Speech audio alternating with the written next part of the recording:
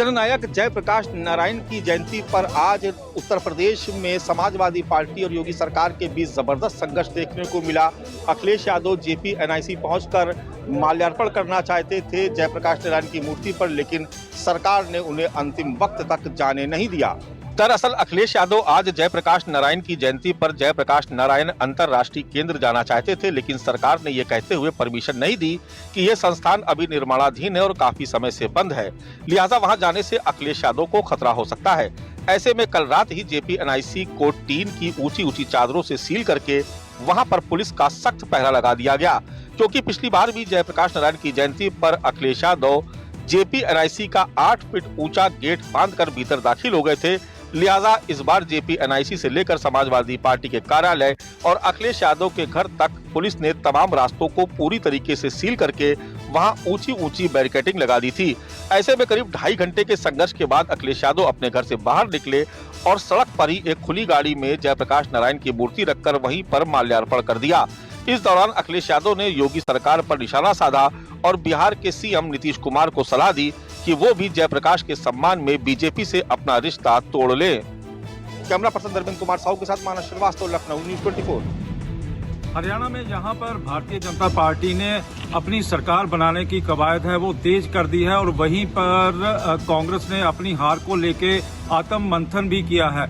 और यही कारण है कि अब हरियाणा के कार्यवाहक मुख्यमंत्री नायब सिंह सैनी और हरियाणा प्रदेश कांग्रेस के अध्यक्ष मोहनलाल बड़ौली के साथ साथ जो सीनियर नेता हैं उन्होंने दिल्ली में ही डेरा डाला हुआ है और मंथन किया जा रहा है कि नायब सिंह सैनी मंत्रिमंडल में कितने मंत्री हो सकते हैं। बेशक मुख्यमंत्री का जो फैसला है वो पार्लियामेंट्री बोर्ड ने किया जाना है, लेकिन जिस तरह से मुख्यमंत्री का चेहरा पहले ही ऐलान कर दिया गया था और अब क्योंकि मंत्रिमंडल को लेके भी जो कवायद है वो भी तेज हो चुकी है, और इसी के चलते ही नायब सिंह सैनी ने भी साफ कर दिया था कि मुख्यमंत्री का जो नाम होगा वो और पार्टी का जो पार्लियामेंट्री बोर्ड है वो ही बताएगा। किसी भी समय शपथ ग्रहण समारोह हो सकता है। विशाल अंग्रेज, न्यूज़ 24, चंडीगढ़।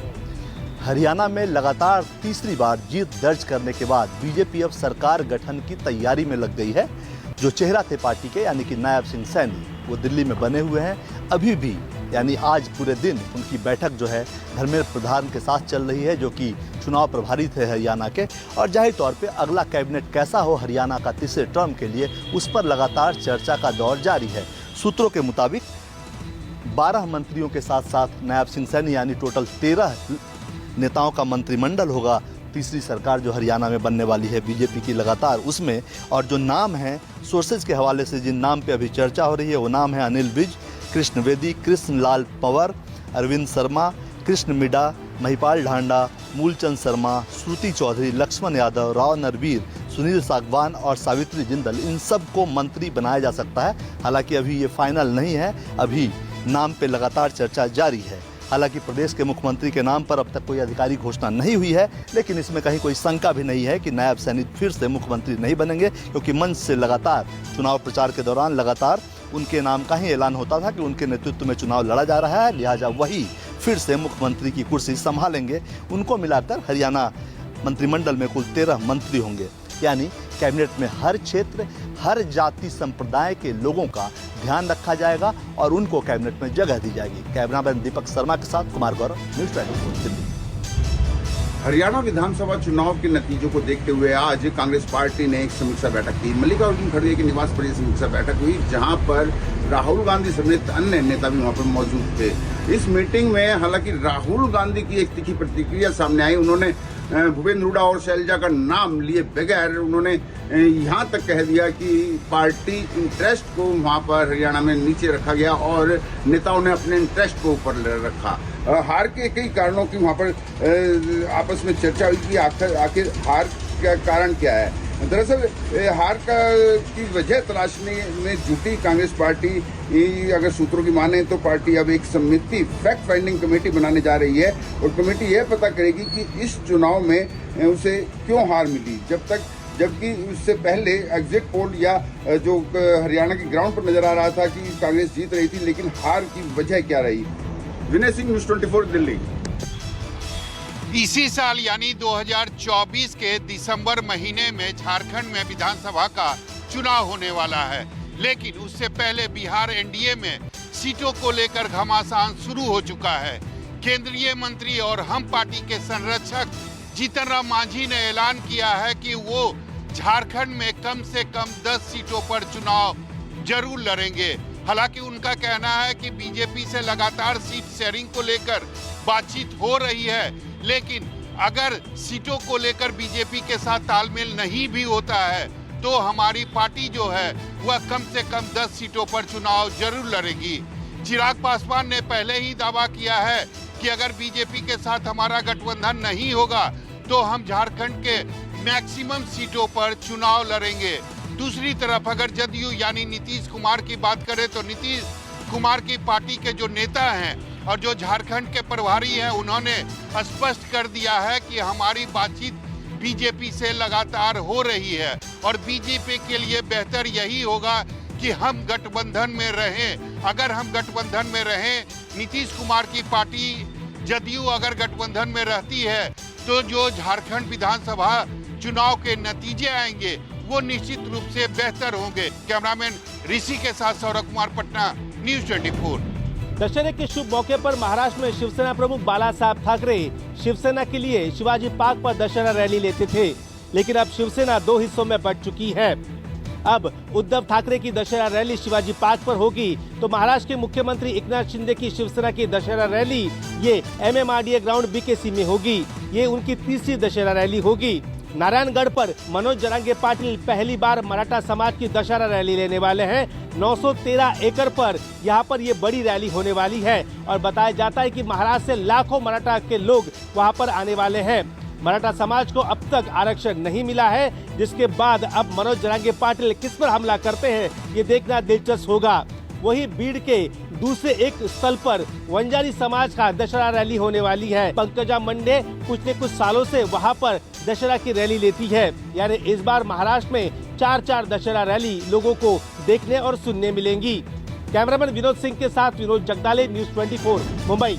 मध्य प्रदेश में बीजेपी विधायक अपनी सरकार की अफसरशाही से परेशान है। एक दिन पहले ही मऊगंज से बीजेपी विधायक प्रदीप पटेल ने जहां पर एक IPS अफसर के सामने दंडवत होकर अपनी बात रखी और नशा कारोबारी के खिलाफ कार्रवाई की मांग की। ये मामला अभी ठंडा भी नहीं हुआ कि बीती रात उदयपुरा के देवरी से विधानसभा से विधायक ब्रज बिहारी पटेरिया थाने में पहुंच गए और थाने में पहुंचकर उन्होंने इससे पहले इस्तीफा भी पेश कर दिया। इस्तीफा लिखित तौर पर उनका एक पत्र सामने आया जिसमें वो ये इस्तीफा की बात उन्होंने विधानसभा अध्यक्ष को लिखने वाला उनका एक पत्र सामने आया। बड़े समर्थकों की बड़ी संख्या में वो केसली थाने में बैठ गए धरने में। उनका ये आरोप था कि उनके एक समर्थक जो हैं, एक पीड़ित हैं, जिनको लेकर किसी डॉक्टर पर वो FIR की मांग कर रहे थे कि FIR इसलिए करनी चाहिए क्योंकि पोस्टमार्टम के जरिए डॉक्टर पैसे की मांग कर रहा था, उनके समर्थक थे। इसी बात से उनकी नाराज़गी थी और देर रात तक धरने पर बैठे रहे थाने में। और लेकिन सुबह के वक्त जब उनका एक बयान सामने आया जिसमें वो ये कहते हुए नजर आए कि वो आक्रोश में आकर उन्होंने इस्तीफे की पेशकश की थी, लेकिन वो CM यहाँ तक कि बीजेपी अपनी पार्टी के साथ में है और उनका समर्थन उनको मिल रहा है, इसलिए इस्तीफे की बात उन्होंने पूरी तरह से वहाँ पर उन्होंने कहा कि अब उनको उनके साथ ना सिर्फ सरकार खड़ी है बल्कि मुख्यमंत्री डॉक्टर मोहन यादव ने भी उनको कहा है। तो कुल मिलाकर इस तरह का मामला सामने आया। लेकिन इससे पहले आपको बता दें कि इस तरह के घटनाक्रम तेजी से हो रहे हैं और मध्य प्रदेश में बीजेपी विधायकों को अक्सर इस तरह के सामने आ रही हैं कि वो नाराज हैं सिर्फ अफसरों से कि अफसर उनकी बात को नहीं सुनते। कैमरा पर्सन कमलेश व्यास के साथ विपिन श्रीवास्तव, न्यूज़ 24, मध्य प्रदेश। राजस्थान की भजनलाल सरकार जल्दी ही 1.5 लाख बेरोजगार युवाओं के लिए नई नौकरी का रास्ता खोलने वाली है। इसके लिए बाकायदा मुख्यमंत्री की ओर से घोषणा की गई है कि मुख्य सचिव की अध्यक्षता में एक हाई लेवल कमेटी का गठन किया जाएगा। यह कमेटी नियमित रूप से अलग अलग विभागों में खाली पड़े पदों के बारे में जानकारी लेगी, सही तरीके से सरकारी नौकरियां देने के लिए भर्ती परीक्षाएं कराने के लिए विज्ञप्तियां जारी कराएगी। इसके अलावा जो भर्ती परीक्षा अब तक कोर्ट कचहरी में किसी न किसी कारणों को लेकर अटकी पड़ी है, उसके भी जल्दी समाधान के लिए कोशिश करेगी। वहीं दूसरी तरफ आज भजनलाल सरकार से इस्तीफा देने वाले मंत्री किरोड़ीलाल मीणा के घर के बाहर कई बेरोजगार युवक पहुंच गए। इन लोगों का कहना था कि साल 2021 की एसआई भर्ती परीक्षा को रद्द नहीं की जानी चाहिए, क्योंकि इसमें जिन लोगों को नौकरियां मिली है उनकी जिंदगी काफी बुरी तरह प्रभावित हो सकती है। यदि परीक्षा में कहीं गड़बड़ी हुई है तो निश्चित तौर पर उसकी बड़े लेवल पर किसी भी स्तर से जांच करवाई जानी चाहिए। फिलहाल तो यही देखना होगा कि बेरोजगारों के चेहरे पर भजनलाल सरकार किस तरह की खुशियां कब तक ला पाती है। श्रीवत्सन, जयपुर, न्यूज़ 24। हरियाणा विधानसभा चुनाव के बाद मायावती ने फैसला लिया है कि अब किसी क्षेत्रीय पार्टी से गठबंधन नहीं किया जाएगा। मायावती ने सोशल मीडिया एक्स पर लिखा कि यूपी सहित दूसरे राज्यों के चुनाव में भी बीएसपी का वोट गठबंधन की पार्टियों को ट्रांसफर हो जाता है, लेकिन उनका वोट बीएसपी को ट्रांसफर कराने की क्षमता उनमें नहीं होने के कारण अपेक्षित चुनाव परिणाम नहीं मिलने से पार्टी कैडर को निराशा व उनसे होने वाले मूवमेंट की हानि को बचाना जरूरी। हरियाणा विधानसभा चुनाव परिणाम व इससे पहले पंजाब चुनाव के कड़वे अनुभव को ध्यान में रखते हुए आज हरियाणा व पंजाब की समीक्षा बैठक में क्षेत्रीय पार्टियों से भी अब आगे गठबंधन नहीं करने का निर्णय लिया गया, जबकि भाजपा एनडीए व कांग्रेस इंडिया गठबंधन से दूरी पहले की तरह जारी रहेगी। यहाँ आपको ये भी बता दें, मायावती ने बहुजन समाज से अपील की है कि अब इधर उधर ध्यान भटकाना अति हानिकारक होगा। कैमरा पर्सन मिंटू सिंह के साथ मनोज पांडे, लखनऊ न्यूज़ 24। दिल्ली के मुख्यमंत्री आवास को लेकर के एक बार फिर से सियासी घमासान दिल्ली में दिखाई पड़ना शुरू हो गया है। जिस बंगले में केजरीवाल रह रहे थे उस बंगले में दिल्ली की मौजूदा सीएम आतिशी का सामान पहुंचे, उसके बाद पीडब्ल्यूडी ने उसे सील कर डबल लॉक कर दिया है। आपको बता दें, इस मामले को लेकर आम आदमी पार्टी और बीजेपी के बीच में एक बार फिर से राजनीतिक लड़ाई जोर पकड़ती हुई दिखाई पड़ रही है। इसी को देखते हुए आम आदमी पार्टी के नेता संजय सिंह ने बीजेपी पर आरोप लगाया कि भारतीय लोकतंत्र के लिए अजीब बात है कि चुने हुए महिला मुख्यमंत्री का सामान उनके सीएम हाउस से फिकवा दिया गया। उनका ये आरोप था कि जिस तरीके से आतिशी को चाबी सौंपी गई थी, उन्होंने अपना सामान रख दिया था, कैंप कार्यालय में मीटिंग कर ली, उसके बाद जबरन गुंडागर्दी कराई गई और उन्होंने एलजी और बीजेपी पर इसका आरोप लगाया। हालांकि जिस तरीके से आम आदमी पार्टी आरोप लगा रही है उसमें बीजेपी और एलजी के हाउस से जिस तरीके से खबरें आई उसमें ये कहा गया कि सरकारी बंगले को खाली कराने के दौरान एक प्रक्रिया होती है और उसी प्रक्रिया को पीडब्ल्यूडी के अधिकारियों ने अपनाया। कैमरा पर्सन विजय के साथ पल्लवी झा, दिल्ली न्यूज़ 24। दिल्ली में मुख्यमंत्री निवास कौन सा होगा, अब ये बड़ा सवाल बन गया है और इसी का जवाब तलाशने में हर कोई नजर आ रहा है। सीएम आवास को लेकर जिस तरीके से आम आदमी पार्टी और बीजेपी और साथ ही साथ एलजी जो है वो आमने सामने नजर आ रहे हैं। विवाद तब गहराया जब 9 अक्टूबर को फ्लैगस्टाफ रोड के बंगला नंबर 6 को पीडब्ल्यूडी ने सील कर दिया। आपको बता दें, लगभग 9.5 साल दिल्ली के मुख्यमंत्री रहे अरविंद केजरीवाल उसी घर में बतौर मुख्यमंत्री रहते थे और जब उन्होंने मुख्यमंत्री का पद छोड़ा तो आतिशी को वो बतौर मुख्यमंत्री घर मिला। लेकिन एलजी का ये कहना है और ये बड़ा आरोप दिल्ली के उपराज्यपाल ने लगाया कि नियमों को ताक पे रख के आतिशी को वो घर अलॉट किया गया है, जबकि एलजी की तरफ से जो बयान सामने आया, एलजी निवास के सूत्रों के हवाले से जो खबर सामने आई उसमें ये बताया गया कि जब भी कोई सरकारी निवास खाली किया जाता है तो बाकायदा जो कागज होते हैं, जो चाबियां होती हैं, वो पीडब्ल्यूडी को सुपुर्द की जाती है और उसके बाद पूरी तरह से चेकिंग होती है कि आखिर आवास में क्या क्या चीज़ें मौजूद हैं और क्या क्या चीज़ें मिसिंग है। लेकिन इस तरीके का कोई प्रकरण सामने नहीं आया और सीधा आतिशी को वो बंगला अलॉट कर दिया गया और इसी वजह से 9 अक्टूबर को इन्हीं सब बातों का हवाला देते हुए पीडब्ल्यूडी ने उस बंगले को सील कर दिया। उस कैमरामैन अजय के साथ दिव्या अग्रवाल, दिल्ली न्यूज़ 24। नेता प्रतिपक्ष तेजस्वी यादव इन दिनों बिहार में कार्यकर्ता संवाद यात्रा पर हैं। पहला चरण उन्होंने पूरा कर लिया और अपने दूसरे चरण के लिए वह आगामी 16 अक्टूबर से एक बार फिर से यात्रा पर निकल जाएंगे। अपने 11 दिनों की यात्रा में तेजस्वी यादव बिहार के 12 जिलों को कवर करेंगे। तेजस्वी यादव अपनी यात्रा की शुरुआत 16 अक्टूबर को बांका जिले से करेंगे। उसके बाद 17 को वो जमुई में रहेंगे, 18 अक्टूबर को मुंगेर रहेंगे, 25 अक्टूबर को गया और अंतिम दिन यानी 26 अक्टूबर को टेकारी में वह संवाद कार्यक्रम करेंगे। बिहार विधानसभा 2025 से पहले नेता प्रतिपक्ष तेजस्वी यादव की यह यात्रा काफी अहम बताई जा रही है, क्योंकि इस यात्रा के दौरान तेजस्वी यादव अपने कार्यकर्ताओं से यह जानने की कोशिश कर रहे हैं कि कमी कहां रह गई है जिसे दूर करने की जरूरत है। कैमरामैन ऋषि के साथ सौरभ कुमार पटना, न्यूज 24। रतन टाटा के निधन के बाद टाटा ट्रस्ट के नए चेयरमैन कौन होंगे, इसको लेकर जारी सस्पेंस अब खत्म हो चुका है। नोएल टाटा टाटा ट्रस्ट के नए चेयरमैन हो गए। मुंबई में आयोजित टाटा ट्रस्ट की बैठक में सर्वसम्मति से उन्हें नया चेयरमैन चुन लिया गया है। फिलहाल नोएल टाटा सर दारोबजी के ट्रस्टी है। इसके साथ ही नोएल के कंधे पर अब टाटा समूह की जिम्मेदारी भी आ गई है। नोएल अब 100 देशों में फैले टाटा समूह के विशाल व्यापारिक साम्राज्य का नेतृत्व करेंगे। बता दें कि रतन टाटा के निधन के बाद प्रधानमंत्री मोदी ने नोएल टाटा से ही बात की थी और शोक व्यक्त किया था। नोएल टाटा रतन टाटा के सौतेले भाई है। दरअसल रतन टाटा के पिता नवल टाटा ने 2 शादियां की थी। नवल की दूसरी पत्नी का नाम सिमोन था। नवल टाटा और सिमोन के ही बेटे हैं। कैमरा पर्सन विनोद सिंह के साथ अंकुश जायसवाल, न्यूज 24 मुंबई। नई मुंबई इंटरनेशनल एयरपोर्ट का रनवे बनकर पूरी तरह से तैयार हो गया है। आज इस रनवे पर इंडियन एयरफोर्स का विमान C-295 की लैंडिंग हुई है और देखिए कि बड़ी संख्या में जो एयरपोर्ट के कर्मचारी हैं C-295 को देखने के लिए आए हैं। ये जो एयरपोर्ट है ये अटल सेतु से कनेक्टेड है, इसलिए मुंबई जाने में भी लोगों को काफ़ी आसानी होगी। बताया जाता है कि इस पर पहले 2 करोड़ सालाना पैसेंजर का टारगेट रखा गया है, लेकिन अभी मुख्यमंत्री और उप मुख्यमंत्री दोनों ने बात की तो उन्होंने कहा कि ये देश की शान बनेगा, ग्रीन एयरपोर्ट बनेगा और इस पर 9 करोड़ तक सालाना पैसेंजर का टारगेट रखा गया है और इसे कंप्लीट होने पर जल्द ही ये टारगेट पूरा कर लिया जाएगा। कैमरामैन दिलीप अवरे के साथ इंद्रजीत सिंह, न्यूज 24 नवी मुंबई। आरजेडी अध्यक्ष लालू प्रसाद यादव के बेहद करीबी आरा के संदेश के पूर्व विधायक अरुण यादव के खिलाफ ईडी का शिकंजा कसता जा रहा है।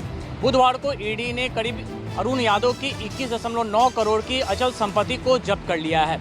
इसमें उनके अंगियाओं स्थित महलनुमा मकान के अलावा पटना में राबड़ी देवी के नाम पर बने उस 9 फ्लैट को भी जब्त कर लिया गया है, जो बताया जा रहा था कि लैंड फॉर जॉब स्कीम में खरीदे गए थे। और इसके अलावा करीब पटना के पाटलिपुत्र इलाके में 1 करोड़ों की प्रॉपर्टी है जिसे भी जब्त किया गया है। दरअसल अरुण यादव पे आरोप है कि उन्होंने आय से अधिक संपत्ति जब्त की बनाई हुई थी और इसके अलावा इनके खिलाफ पूर्व में सीबीआई और ईडी की छापेमारी भी हो चुकी है। लैंड फॉर जॉब मामले में भी ईडी ने इन पे खिलाफ कार्रवाई की थी। इसके अलावा सीबीआई की टीम भी कार्रवाई कर चुकी है। कहा जा रहा है कि अवैध बालू उत्खनन में भी करोड़ों रुपए का इन्वेस्टमेंट है, जिसे इन्होंने परिवार के अन्य सदस्यों के अलावा अपनी पत्नी किरण देवी के नाम पे बनाए गए कंपनी के नाम से जब्त की है, कुछ संपत्ति बनाई हुई है।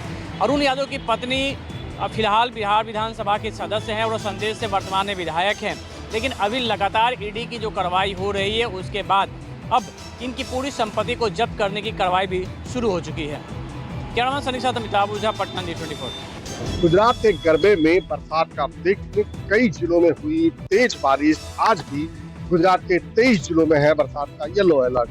गुजरात के कई इलाकों में 8वीं नवरात्रि को गरबा खेलने वाले खिलैया को काफी निराश होना पड़ा, क्योंकि रात को करीबन 77 तहसीलों में हुई बारिश ने गरबा खेलने के मंसूबों पर पानी फेर दिया। सबसे ज्यादा सूरत और तापी जिले में हुई धुआंधार 2 इंच बारिश की वजह से कई गरबा पंडालों और मैदानों में पानी भर गया।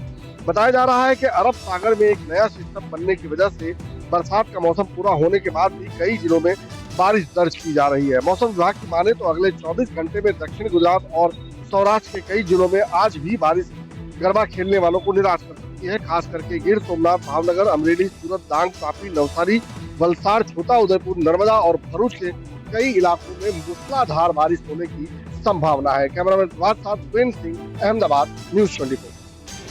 माता वैष्णो देवी के द्वार में नवरात्रों पर लाखों की तादाद में श्रद्धालु पहुंच रहे हैं ताकि मां का आशीर्वाद प्राप्त कर सकें। अभी तक करीब 3 लाख श्रद्धालुओं ने नवरात्रों पर मां वैष्णो देवी के दर्शन किए हैं।